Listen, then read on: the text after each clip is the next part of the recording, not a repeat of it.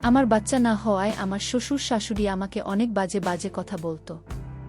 এরপর আমি একদিন আমার জামাইকে নিয়ে ডাক্তারের কাছে গেলাম। ডাক্তার সাহেব আমার জামাইকে পরীক্ষা নিরীক্ষা করে বলল, দেখুন আপনার জামাইয়ের সমস্যা আছে, কিন্তু আপনার কোনো সমস্যা নেই। আপনার যদি সন্তানের প্রয়োজন হয় তাহলে আপনাকে একটি কাজ করতে হবে। যদি কাজটি ভালোভাবে করতে পারেন তাহলে আপনার বাচ্চা হবে। আমি বললাম, কি কাজ ডাক্তার সাহেব? তখন ডাক্তার সাহেব আমাকে বলল, একদিন তোমাকে আমার সাথে একটি জায়গায় যেতে হবে, তাহলে তোমার বাচ্চা হবে। তারপর আমি ডাক্তার সাহেবের কথা বিশ্বাস করে সেখানে গেলাম। যাওয়ার পর ডাক্তার সাহেব আমাকে যা করল তা শেষ পর্যন্ত শুনলে আমি গ্যারান্টি দিয়ে বলতে পারি তোমাদের পানি চলে আসবে, নিজেকে কন্ট্রোল করতে পারবে না। তাহলে বন্ধুরা, আর কথা না বাড়িয়ে চলুন গল্পটি শুরু করি। তবে গল্পটি শুরু করার আগে তোমাদের কাছে আমার বিশেষ অনুরোধ, তোমরা অবশ্যই আমার চ্যানেলটি সাবস্ক্রাইব করে পাশে থাকা বেলাল বাটন জন করে রাখবে, কারণ তোমাদের জন্য রাত জেগে অনেক কষ্ট করে আমি ভিডিও তৈরি করি। বন্ধুরা, আমি তাসনিয়া তানিশ তুলি। আমি দেখতে খুব সুন্দর ও লাবণ্যময়ী, দেখতে খুব সুন্দর হয়। আমি যখন ক্লাস 7-এ পড়ি তখন বখাটে ছেলেরা আমাকে খুব বিরক্ত করত। এই বখাটে ছেলেদের জন্য আমি বাড়ির বাইরে বের হতে পারতাম না, স্কুলে যেতে পারতাম না। সত্যি বলতে আমি এতটাই সুন্দরী ছিলাম যে কোনো ছেলে আমাকে একবার দেখলে মুখ ফেরাতে পারত না। আমার স্কুলের ছেলে বন্ধুরা আমাকে প্রায় সময় বলতো, তা নিয়ে তোর যে চেহারা, আর বলি, তোরে দেখলে তো আমাদের মাথা ঠিক থাকে না, মনে হচ্ছে তুই অনেক পাওয়ারফুল ও বটে। যে ছেলে তোকে বিয়ে করবে সে নিশ্চয়ই খুবই ভাগ্যবান হবে। আমার এক খুব কাছের ছেলে বন্ধু আমাকে বলতো, সত্যি তোকে যে বিয়ে করবে সে স্বর্গীয় হবে, তোকে দেখতে যে সুন্দর লাগে, এনজয় করতে পারলেন না, জানি কত ভালো লাগবে। আমি তখন তাকে বলতাম, এই দুষ্টু, এবার তো দুষ্টামি বন্ধ করবি। কি আর বল বন্ধুরা, ছোটবেলা থেকেই আমার এমন সৌন্দর্য দেখে মাঝে মাঝে আমার 22 বছরের দাদা ও আমাকে কুপ্রস্তাব দিয়ে বসত। আমি যখন ক্লাস 9-এ পড়ি তখন আমার মা বাবা আমার বখাটে ছেলেদের উত্তপ্ত দেখে আমাদের এলাকার এক চেয়ারম্যানের ছেলের কাছে আমাকে বিয়ে দিয়ে দিল। বিয়ের প্রথম রাতে আমি খুব ভয় পাচ্ছিলাম, কারণ আমার চেয়ে 10 বছরের বড় ছিল আমার স্বামী। তার সাথে আমার কিভাবে কি হবে, আর আমি কিভাবে তার সাথে ম্যাচ হব। তাছাড়া জীবনে প্রথম, আমার আগে কখনো এমন অবস্থায় পড়েনি, তাই তাকে দেখে আমার খুব ভয় হচ্ছিল। এ বিষয়ে এর আগে যদি কোনো অভিজ্ঞতা তাহলে হয়তো এতটা ভয় পেতাম না। অনেক ইচ্ছা ছিল এমন কিছু করার, কিন্তু বাবার কারণে সাহস হয়নি। বাবা যদি কোনোভাবে জানতে পারত তাহলে আমাকে মেরেই ফেলত। যাই হোক, বাসর ঘরে আমি বসে বসে এই ব্যাপারে চিন্তা করছি, আর মাঝে মাঝে ভাবছি যে আমার থেকে 10 বছরের বড়, তার সাথে আমি কুলিয়ে উঠতে পারব কিনা। এই বিষয় নিয়ে চিন্তা ভাবনা করতে করতে হঠাৎ দেখি কে যেন আমার ঘরের দরজা খুলল।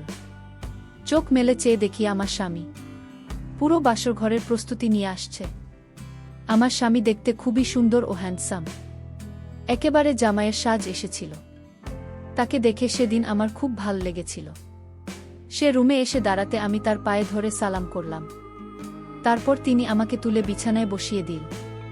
খুব ভালো লাগার মতো একটি পরিবেশ ছিল তখন। চারদিকে গাঁদা ফুলের ঘ্রাণ, জীবনে প্রথম এমন পরিবেশে আমার অনেক ভাল লাগছিল। তার কিছুক্ষণ পর আমার স্বামী আমার সাথে বাসরঘরের আনুষ্ঠানিকতা শুরু করল। প্রথমে তাকে দেখে ভয় হয়েছিল, কিন্তু পরে আস্তে আস্তে আমার ভয়টা কেটে গেল। সত্যি বলতে কি, তাকে দেখে আমি রকম ভেবেছিলাম, আসলে সেরকম না। তাকে দেখতে অনেক শক্তিশালী এবং হ্যান্ডসাম মনে হলেও তার ভিতরের দিকটা মোটেও শক্তিশালী ছিল না। তাই সেদিন তার সাথে আমার খুব বেশি হয় নাই। অবশ্য সেদিন রাতে অনেক গল্প করেছিলাম। আমরা গল্প করতে করে এভাবেই বাসর রাত আনন্দ করে আমাদের সময়টা পার করলাম। সেই রাতটি সত্যিকার অর্থে আমার জীবনের একটি স্মরণীয় রাত ছিল।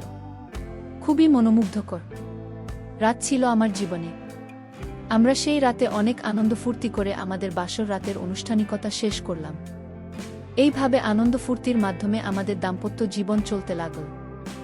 দেখতে দেখতে আমাদের দাম্পত্য জীবনের প্রায় 4 বছর হয়ে গেল। কিন্তু দুঃখের বিষয় হলো, আমাদের এখন পর্যন্ত কোনো বাচ্চা কাচ্চার মুখ দেখা হলো না।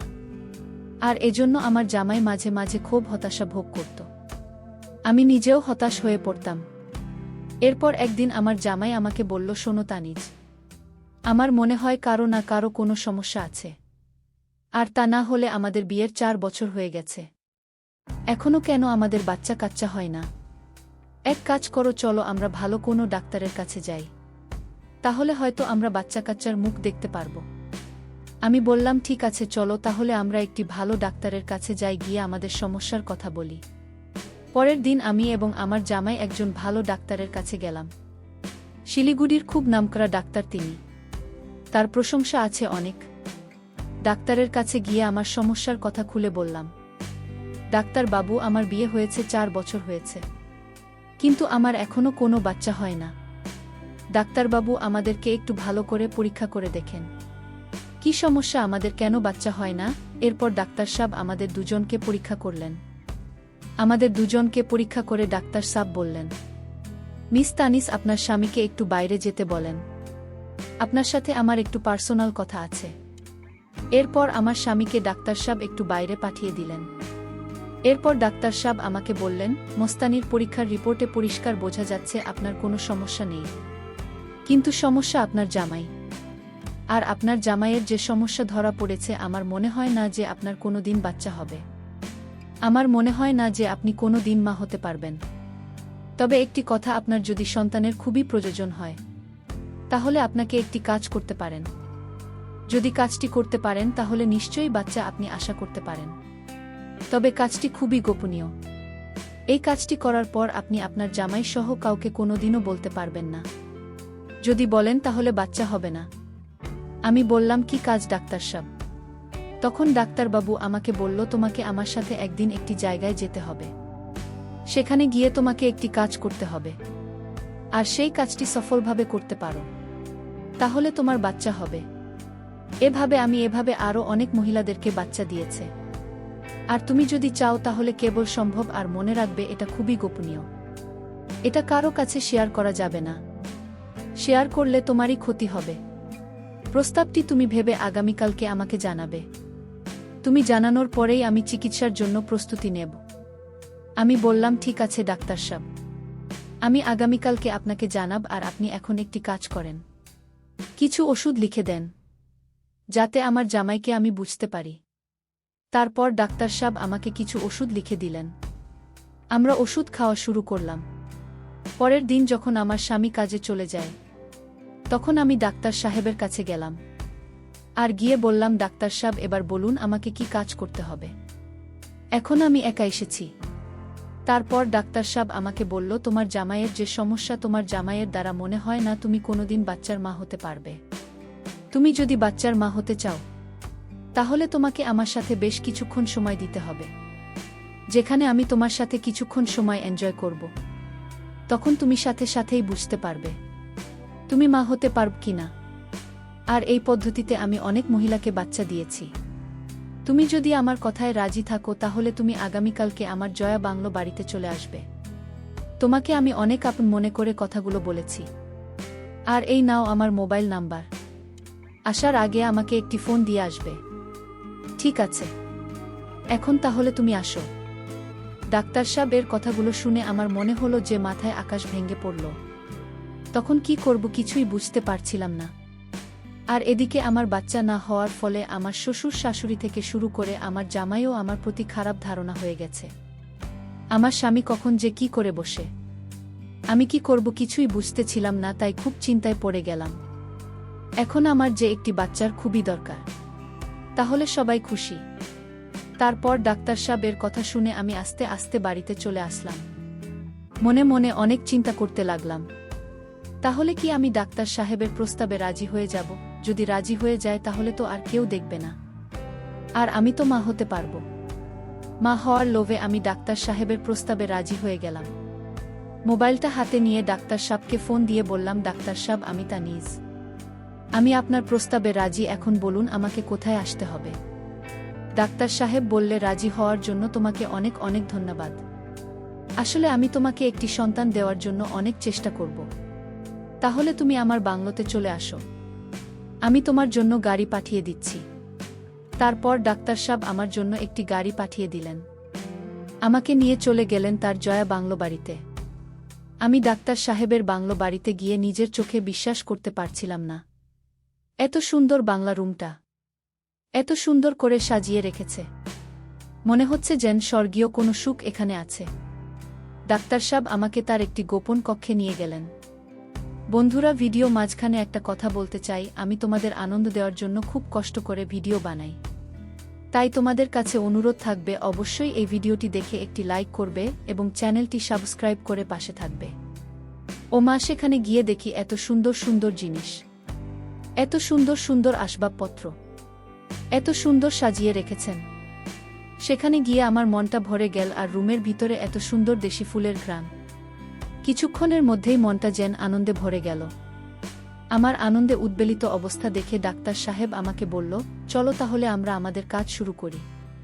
তারপর ডাক্তার সাহেব আমাকে তার ওখানে নিয়ে গেল এবং ডাক্তার সাহেব আমাকে বলল, তা নিয়ে এখানে এই যে তোমার সামনে দেখো কিছু কোমর খাবার পানীয় আছে, এগুলো সব বিদেশি, তোমার জন্য বিদেশ থেকে অর্ডার দিয়ে এনেছি। এগুলো সব তোমার জন্য। প্রথমে তুমি এগুলো খাবে, খাওয়ার পর এই ট্যাবলেট খাবে, তাহলে দেখবে তোমার মধ্যে আলাদা একটা এনার্জি কাজ করছে। তারপর যদি তুমি আর আমি মিলে কাজ করি, তাহলে দেখবে 100% ভালো রেজাল্ট পাবে। আমি ডাক্তার সাহেবের কথা মতো এই ওষুধগুলো খেলাম। ওষুধগুলো খাওয়ার পরে ওই বিদেশি কোমল পানীয় খেলাম। খাওয়ার পরে দেখলাম আমার ভিতরে অন্যরকম কাজ করছে। মনে হচ্ছে যেন আমার ভিতরে ভিতরে চরমভাবে শক্তিশালী হয়ে উঠছে। আমার মন প্রাণে অন্য কিছু চাইছে। আমার গায়ে অন্যরকম ফিলিংসের কারণে কারো সঙ্গে নিতে চাইছে। ডাক্তার সাহেব আমার পরিস্থিতি বুঝতে পেরে ডাক্তার সাহেব আমাকে বলল, এই তো সময় হলো আমাদের কাজ করার। এখন যদি আমরা আমাদের কাজগুলো করতে পারি, তাহলে আশা করি 100% রেজাল্ট পাবে। এই বলে ডাক্তার সাহেব আমার সাথে এক ভিন্ন রকম আচরণে মেতে উঠল। ডাক্তার সাহেব যখন প্রথম কাজ শুরু করবে, তখন তার প্রস্তুতি দেখে আমি একটু ভয় পেয়ে গেলাম। তাকে দেখে আমার কাছে মনে হলো যে বিদেশি কোনো এক পালোয়ান। প্রায় লাগাতার 2 ঘন্টা কাজ করার পর আমাদের মধ্যে স্বস্তি ফিরে পেলাম। কি ভয়ানক রূপ ডাক্তার সাথে! সেই দিন ডাক্তার সাহেব প্রায় সব কিছু লণ্ডভণ্ড করে দিয়েছিল। আর সেই দিন মূলত আমি অনেক শান্তি এবং সুখ পেয়েছিলাম, যা আমার জামাই 4 বছরেও দিতে পারিনি। এইভাবে আনন্দ করে আমি ডাক্তার সাহেবের ওখান থেকে বাসায় চলে আসলাম। 3 মাস পর আমি অনুভব করলাম আমি সন্তান সম্ভবা। তারপর আবার সেই ডাক্তার সাহেব এর কাছে গেলাম। ডাক্তার সাহেব আমাকে পরীক্ষা করে দেখল আমার একটি নয় 2টি বাচ্চা। ডাক্তার সাহেব রিপোর্টটি হাতে নিয়ে আমাকে হাসতে হাসতে বলল, তা নিয়ে সুখবর আছে। আমি বললাম, কি ডাক্তার সাহেব? ডাক্তার সাহেব বলল, তোমার তো একটি নয় 2টি বাচ্চা হবে, তোমাকে তো তোমার ডাবল মিষ্টি খাওয়াতে হবে। আমি বললাম, ডাক্তার, সব মিষ্টি তো আপনি আমাকে খাওয়াবেন, সবই তো আপনার জন্যই সম্ভব হয়েছে, আর কি খেল দেখালেন? আমার জামাই 4 বছরে একটি দিতে পারল না, আর আপনি একদিন এই 2টি দিলেন। আপনি তো স্যার ডাবল সেঞ্চুরিও করে ফেললেন। এখন আপনি আমাকে মিষ্টি খাওয়ান। তারপর ডাক্তার সাহেব আমাকে রেস্টুরেন্টে নিয়ে মিষ্টি খাইয়ে আমাকে বিদায় করলেন, আর আমি বাড়ি চলে আসলাম। তারপর নির্দিষ্ট সময়ে আমার কোল উজাড় করে 2টি সন্তান হলো, একটি মেয়ে আর একটি ছেলে। সন্তান পেয়ে আমার শ্বশুর, শাশুড়ি, জামাই এবং জামাইয়ের আত্মীয় স্বজন সবাই খুশি হলো। তারপর যখনই আমার বাচ্চা প্রয়োজন হতো, তখনই ডাক্তার সাহেবের কাছে যেতাম। ডাক্তার সব কাজ করে দিত আর আমার বাচ্চা হতো। এইভাবে এখন আমি 4 সন্তানের জননী। ছেলে, মেয়ে, শ্বশুর, শাশুড়ি এবং জামাই সহ এখন আমাদের খুব সুখী পরিবার। বন্ধুরা, তোমরা সকলে আমার জন্য একটু দোয়া করবে। হয়তো আমার জীবনে অতীতে একটি ভুল হয়েছে, আর এই ভুলের জন্য হয়তো আমার জামাই এবং জামাইয়ের পরিবারের লোকেরা দেয়। আর তা না হলে আমার এত বড় ভুল হতো না, তাদের প্রয়োজন সন্তান। যে কারণে আমি সন্তানের জন্য এরকম ধরনের অন্যায় করতে বাধ্য হয়েছিলাম। যাই হোক বন্ধুরা, এই সকল ঘটনা কেবলমাত্র আমার মধ্যে সীমাবদ্ধ ছিল। আমার জামাইয়ের পরিবার সহ কেউই বিশেষ জানত না। পরিশেষে বন্ধুরা, আমি তোমাদেরকে বলবো, তোমরা যারা আমার মতো এরকম ধরনের সমস্যায় আছো, তারা কখনোই নিজের দোষ অন্যের উপর চাপানোর চেষ্টা করো না, তাহলে ভালোর চেয়ে খারাপ হয়ে যাবে, যেমনটি হয়েছিল আমার জীবনে। সত্য বলতে বন্ধুরা, এই দুনিয়াতে সন্তানের পিতা মা ছাড়া কেউ জানে না। বন্ধুরা, আজকের গল্পটা এখানেই শেষ করলাম। এরকম মজার মজার ভিডিও পেতে চ্যানেলটি সাবস্ক্রাইব করে পাশে থাকা বেলাল বাটন অন করে রাখবে।